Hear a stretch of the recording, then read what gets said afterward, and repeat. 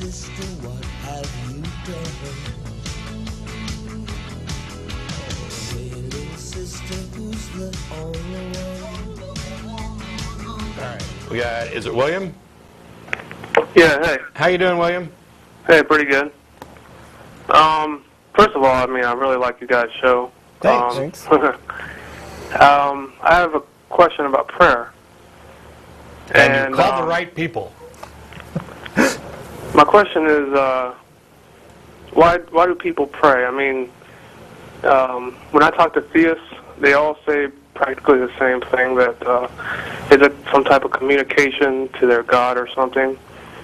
But when you see what they're trying to pray for, it's always they want something.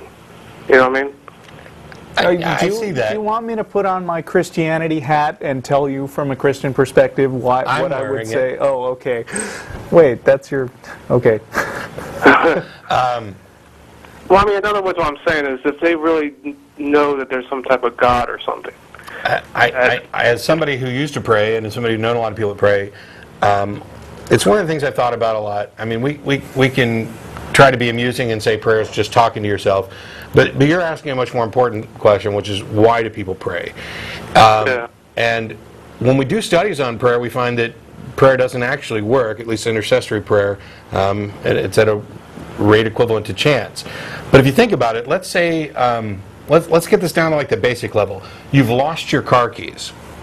All right. If you take a moment and pray, oh, please, God, I'm going to be late. I don't know what the heck happened. If you could please just this once help me find my car keys. What are you really doing? You are focusing on a problem, you are calming yourself down, and you are actively seeking an answer. It's not a surprise to me at all that after praying, you would all of a sudden remember or be led to the place where you put your keys down. Because instead of panicking, you are putting yourself in a position that makes it more likely for you to recall. It's not like you forgot really where you put your keys. It's just not one of those things that's easily recalled. Yeah, it's more like you're talking to yourself in a sense. If in those cases where people are praying for loved ones, you know, they're dying of a disease, they're seeking a comfort. They're in a stressful environment. And there's plenty of times where people just pray in the morning, pray before the meal, thank God for this and that. That is more along the lines of, I think, ritualistic prayer. See, that's lots of reasons. Okay, see, that's like my point I was saying is that these people that pray, it's either they're thanking their God for something, or actually more so is that they want something. I mean, I never seen or heard a Christian or any Muslim or anything actually talk consistently, like have a formal discussion.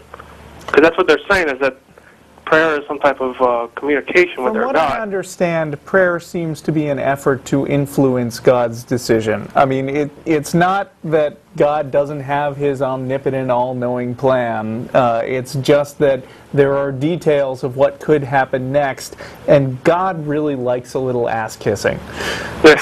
So if you've got something that you really want, and you're not sure if God has made the final decision, then you beg him to do it, and what's the worst that can happen? He'll say no.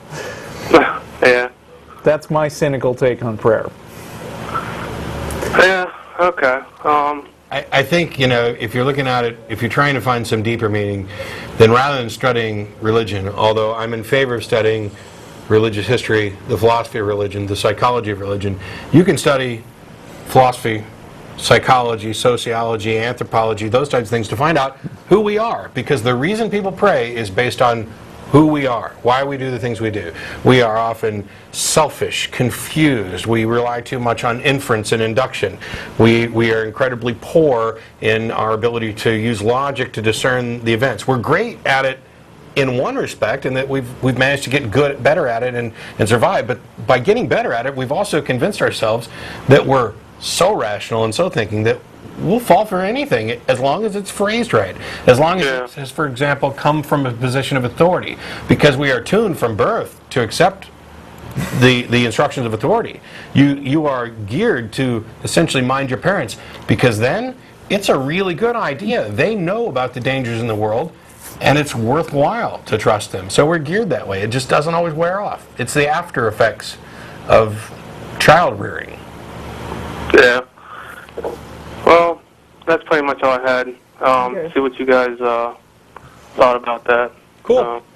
Well, thanks a lot for calling, William. We appreciate it. Thank you for calling.